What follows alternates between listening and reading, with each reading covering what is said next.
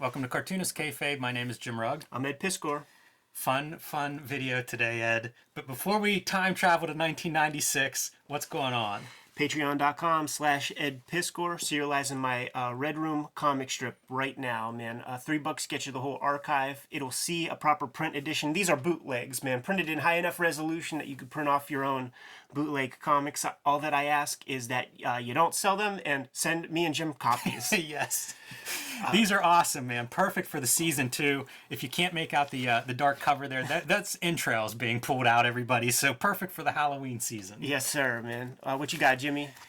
I have my latest comic, Octobriana 1976, the first blacklight comic printed with fluorescent ink and starring the Russian underground superhero Octobriana saving the world, or trying to, against robot Stalin and his latest doomsday weapon. It's a big one, man. Look at the girth on that fucking missile.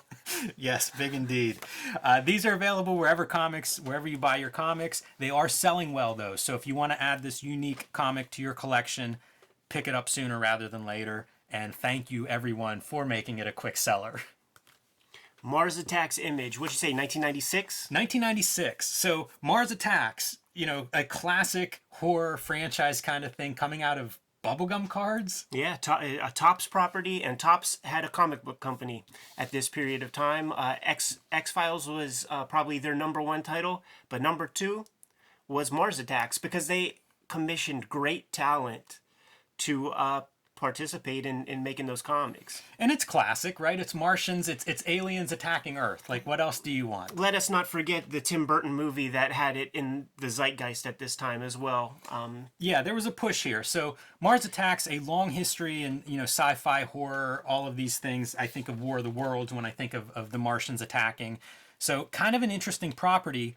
And at the time, they do a crossover with Image. So Topps Comics produces some version of, I think it might have been Mars Attacks the Savage Dragon or something. This one was, of course, the Image-produced version. Eric Larson's the editor of this, so I associate him with this. I bought this when it was originally published. Savage Dragon at the time, one of my favorite comics. Eric Larson had a little universe of comics he was publishing, often writing. And so I was on board for that stuff, and that's what got me to Mars Attacks, along with Bill Sienkiewicz being half of the art team. So Bill Sienkiewicz was doing a lot of finishing of different art around this time. I think he had done some Dan Jurgens Superman stuff. I liked Bill Sienkiewicz, especially his pen and ink lines. And so whenever he starts doing more traditional comics by finishing art on top of a more standard superhero stuff, I really dug that stuff. And I mean, combine it all together, Savage Dragon, Eric Larson, Bill Sienkiewicz, Mars Attacks. This was, I bought it, like I said, off of the at the, not the newsstand, but at the comic book store when it came out, and it made it through my infamous purge. I kept hold of this. So to me, this is the best Image crossover because you're going to see characters from everybody except Rob Liefeld. At this point, Rob Liefeld had left Image. Yeah, Jim Lee didn't sell out yet, man. So right. You get to see a Spartan and there's Gen 13, Wildcats. Spawn, Max, Shadowhawk is in here, Cyberforce. And even Brett Booth's Backlash shows up in a panel or two. So, hey man, the best Image company crossover until Image Grand Design comes out soon, right? Yep. What's the date on that, fellas? 2020, 2021? I want it before Christmas.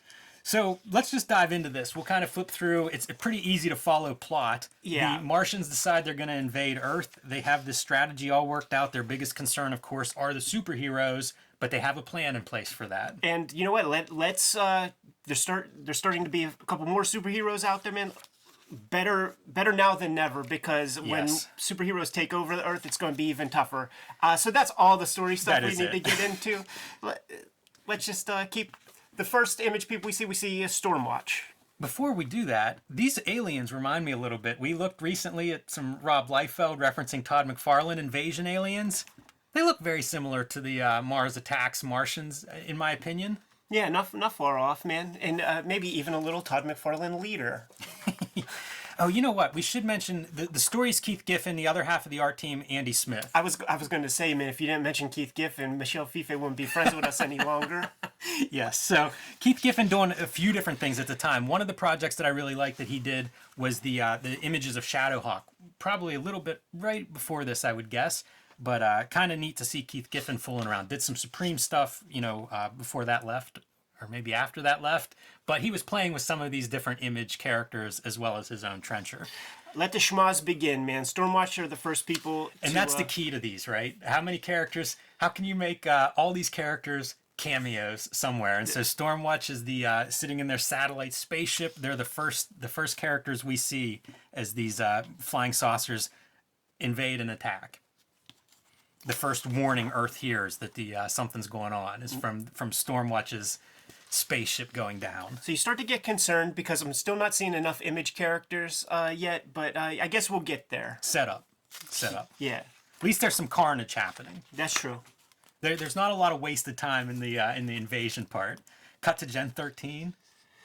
And talk about caricature, like, as far as Keith Giffen's concerned, the entire team is bimbos, from grunge to I was Fairchild. gonna say male and female. Yeah. For sure. Spawn reporter on the news. Spawn in the alley. I would say the Image reporter because she shows up in all the books, man. Fair enough. And they're like, "Hey, man, look at this show. It's just like the Tim Burton Mars Attacks, except it's on all the channels, dude." And they have to use all that kind of lingo. Yeah, along with like the Right. Shaka bra. The Kona Crush. Boom.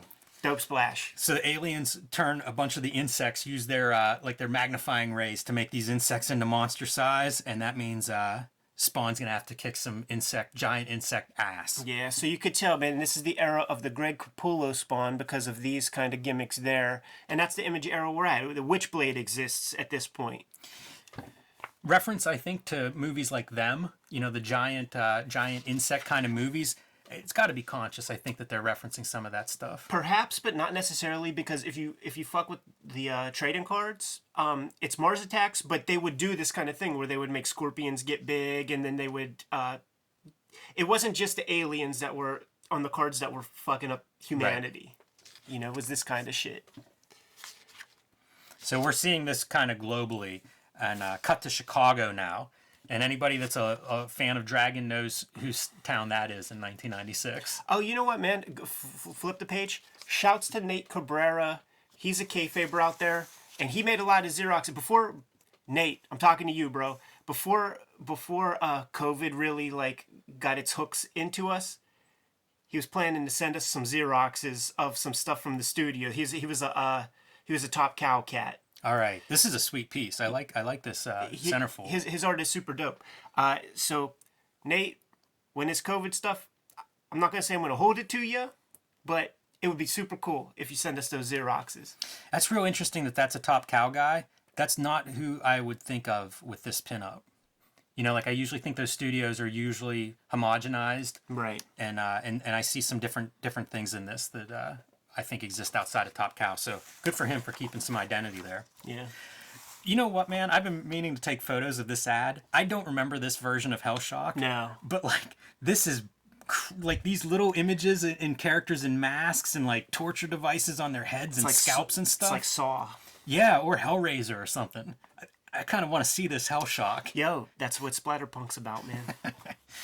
All right, back to Chicago, Ed. You're distracting me from the task at hand. Look at that boy, rib cage. Yeah, one of the cops is going down with that laser beam.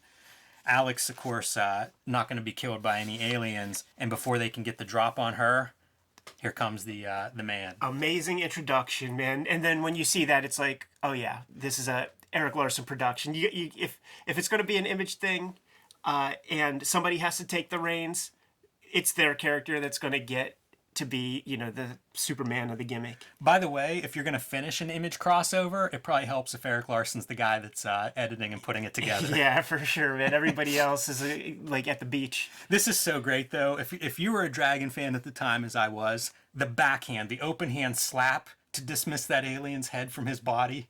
Perfect. Total disrespect. I was watching these Mike Tyson fights, and the announcers were mad that Tyson was beating guys in 2 rounds. Oh, he has no respect for those fighters. What are you supposed to do, man? Dance with them for 5 rounds? Hold him up. Don't hit him for a couple of rounds. Super Patriot, always loved that design. And I like seeing, these are good versions of these characters, in my opinion. Yeah, for sure. But as a character in this series, Super Patriot's a real, cucked out lame-o.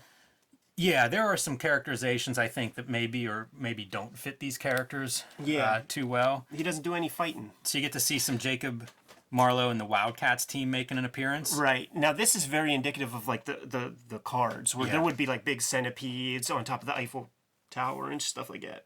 Shooting a dog. There's a turtle cameo.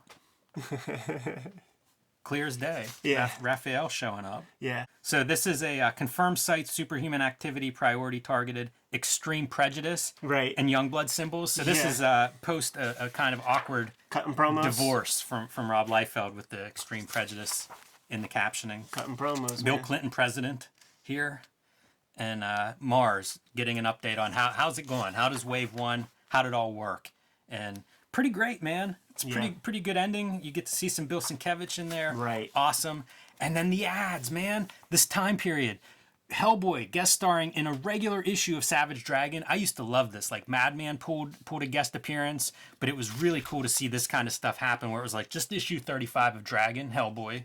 Hellboy shows up. Cool thing about owning your own characters, man. We could hang out at a con and make some decisions. Jim Valentino doing his auto bio and issue 7 of the Turtles run at Image Comics, sporting the Casey Jones mask. Pretty fun. Super Patriot figure. Max. It's a time period. Issue 2. All right. Witchblade, one of the most popular Image Comics of this time. Get a nice big cover shot of that. Yeah, and I don't think I ever fucking cracked an issue of that open. I was like fully out by that point. Great splash page. Yeah. Shadowhawk running from a giant ant. Awesome. Yes, sir. I dig this Shadowhawk a lot. Shadowhawk's a character that I think could be really, really well done. I think so too. Cracking spines. Yeah, getting along with the military there. And then the dumbest looking headquarters thing, like all these Martian saucers sort of like combine somehow for the world's shittiest headquarters. Pretty lame, like especially the ones that are like angled on their side, like hubcaps just fell in there. Right. Deadly Duo, another Eric Larson comic, and I think Andy Smith drew one of these miniseries. I was going to ask like where some of these characters come from, because like I was just assuming that they were all characters from the Pact, Jim Valentino run or something. Yeah, not all of them, not all of them. More the Eric Larson stable of characters here. Yeah, what's her name? Rapture and Dart. That's a good-looking Super Patriot. That's really cool legs, Maybe before he cucks out, a little Stiltman reference. Yeah. It's like this is what I would want from a crossover like this. It's just kind of splash page after splash page of these characters going back and forth. Don't you dare get into too much characterization. It's got to be. We were talking that Alan Moore comic, writing on comics. Like this has to be plot driven, and it has to be a vehicle for the artist to flourish. How about that? Your pinup from issue 2 is this Eric Larson drawing that is essentially the layout for the cover of issue 1. Right. Yeah, that's super cool. Kind of neat, right? Yeah. Which again makes sense. You have an editor who can draw. Why wouldn't he be contributing to things like cover designs? We have the ditzy ass West Coast Gen 13. Where every character is Spicoli from Fast Times at Ridgemont High. Yeah, that is going to be your characterization. There's some Freak Force. Some more of Larson's teams. So this was like the Mighty Man. This is crazy. So like Mighty Man, it's not like Billy Batson. It's a girl nurse. Yeah, the reason is she was the nurse on duty. Mighty Man's identity was exposed, and so guys went to his house and beat him nearly to death. He was an old man. Yeah. And as he was dying in the hospital under her care, he passed on the Mighty Man persona to her because she was the only person around. I see. Yeah, and I think her and Dragon might have a romantic liaison at some point. So be careful you don't say the magic word or click your bracelets or whatever happens in the middle of that. Right, I did see like little dragons running around. Witchblade, Max. Witchblade and Max teaming up. Max is one of those characters that if you're not Sam Keith, good luck. It's true, yeah. And it even has to do with whoever the colorist of the Max was, maybe Ruben Rude, because you don't want to see him in the light too much. No. If you think Batman should be in the shadows, the Max is like, put him underground. Yeah. Cyberforce. I always liked Stryker, and I thought this Stryker version was pretty strong. Yeah, not bad, man. It's a fun character because like I always think of him as just being lopsided and Yeah. like laying against those three arms. It's a challenge to draw those three arms, but I love the asymmetry. Yeah. So the cities are burning, you know.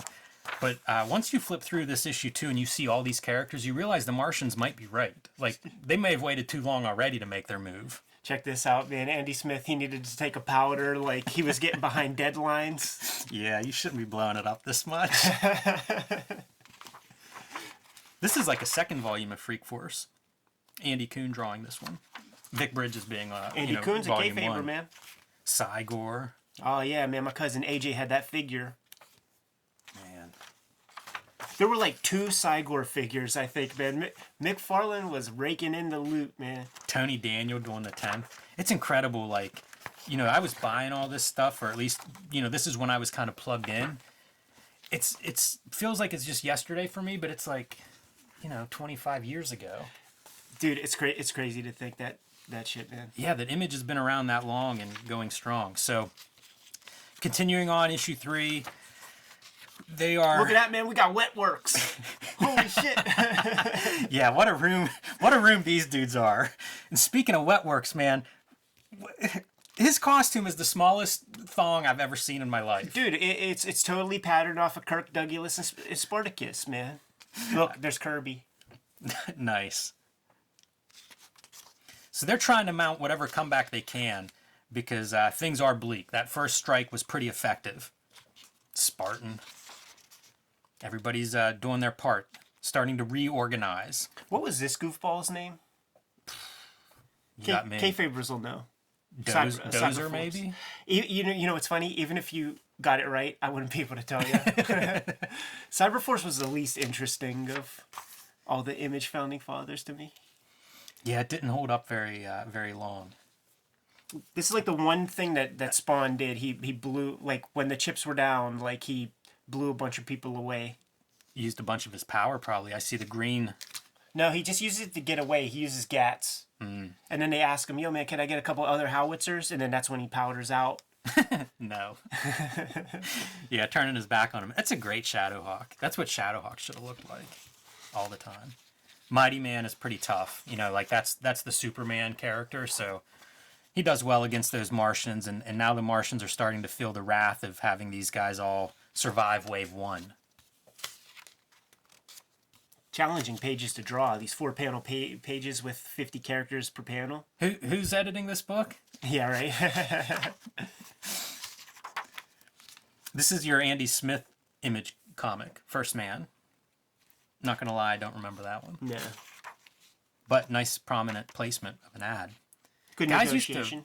guys used to barter ads. Like I've heard different people do that. Yeah, I'm thinking of Jason Pearson, but I might be wrong on who it was. But I remember somebody early on like bartered a big placement of an ad for some job they did a pinup or something. You get you an ad in the Spawn, man. That could sell you some comics. You don't remember this because it's after your time, but there was a little kid show around this time called Beekman's World. Ah, okay. And I sort of got that's Beekman. This is Lab Man, and he was part of like the Crush. I think there were like 4 books that I want to say they came out of Detroit, these different creators, but they were kind of like linked together somehow. I don't know if they were studio mates or friends or what. Wow.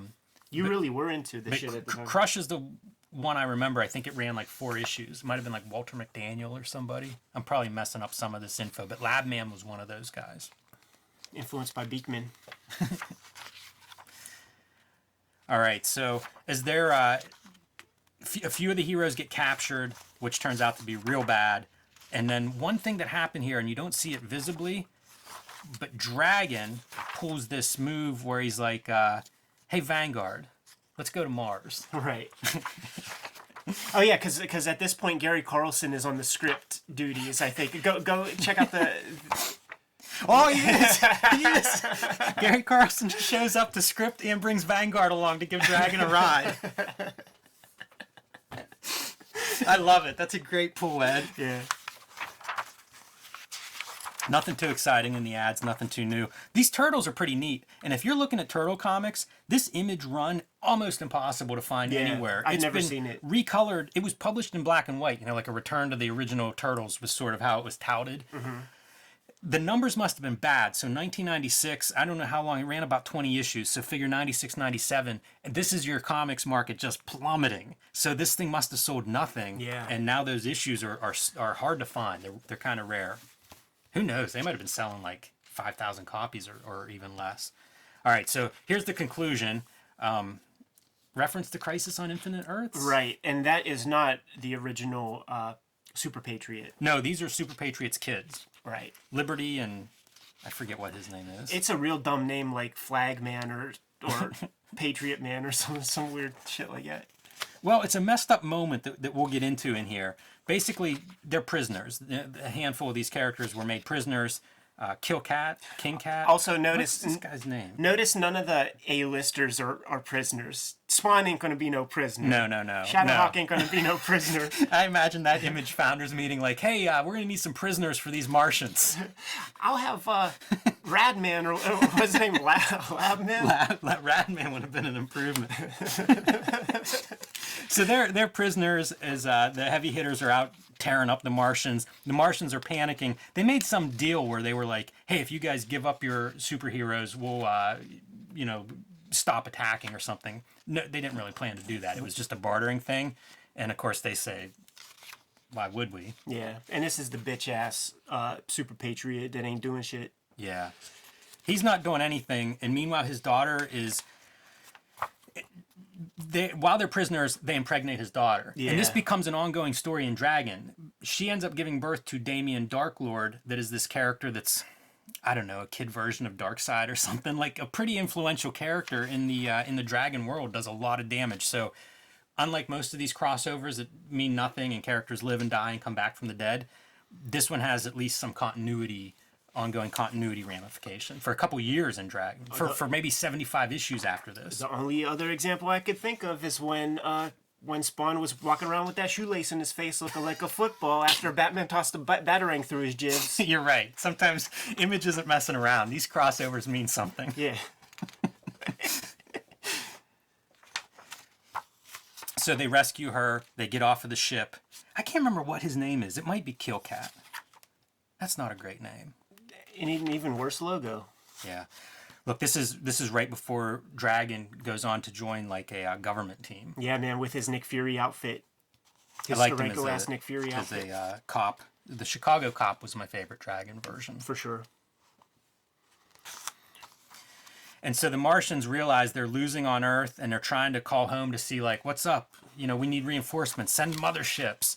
And we cut to Mars, and Dragon has basically destroyed the Martians. Yes, and you know what? Just looking at it on the monitor, I realized that he's holding a Martian head. But at first, I thought it was he had a severed arm, and those were just his wrist bones.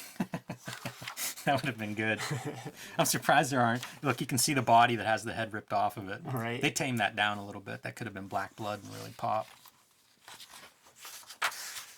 So back at Earth, the Martians are leaving with their tails between their legs. And of course, justice. Liberty and justice. You gotta get your last little cameos. Let us not forget that this is, an Image grand design of sorts. So you gotta see Spawn watch a couple spaceships go away. Spawn and Wetworks, Captain Wetworks. Yeah. And Grunge. High-fiving. Jacob and... You son of a bitch. They're friends now, man. Take back all that cuckolding stuff. And he's brought back to full size. He had been shrunk. Labman gets a lot of appearance time. Look at that chin. He almost looks like Captain Everything. So, happy ending. The Image universe survives. The Martians flee in terror. And we get an ad for Wizard number 69 featuring Dragon 1/2. I have Dragon 1/2. I had been checked out of Wizard. I don't remember buying Wizard number 69. I don't know how I got Dragon 1/2. Yeah, I think you just play, man. I think you had probably 200-300 issues of Wizard. All of them. Wizard completist. Spawn 61, still sporting the shoelace face. There it is, man. The ramifications of Spawn versus Batman. Saving his power. He's not going to waste it on making his face whole. Colleen Doran doing Distant Soil at Image for a little while. Yep. Boom, there it is, man. The schmoz that's almost as good as Image Grand Design will be. Yes. Yeah. Possibly better than you would expect it to be. Possibly not. Cool to see Bill Sienkiewicz doing this, and kind of fun to see all the Image characters. You know, we joke about it being the crossover with all the Image characters, but for whatever reason, that's just never really worked. They've never gotten it to all come together. So, I don't know, man. Image Grand Design will be the best. Mars Attacks Image #2. Deathmate #3. Jimmy, we got to get the hell out of here, man. Kayfabers, like, follow, subscribe to the YouTube channel, hit the bell. We'll notify you when the next vids are available. Octobrion is in stores now, but going super fast. Get it while it's hot. Patreon.com/EdPiscor is where I'm serializing the Red Room comic strips. $3 gets you the complete archive, and it'll tide you over before the print edition hits the streets. Subscribe to the Cartoonist Kayfabe e-newsletter at the links below the video. Pick up Cartoonist Kayfabe t-shirts and merch at the links below the video. Jimmy, give these guys their Martian orders. Read more comics.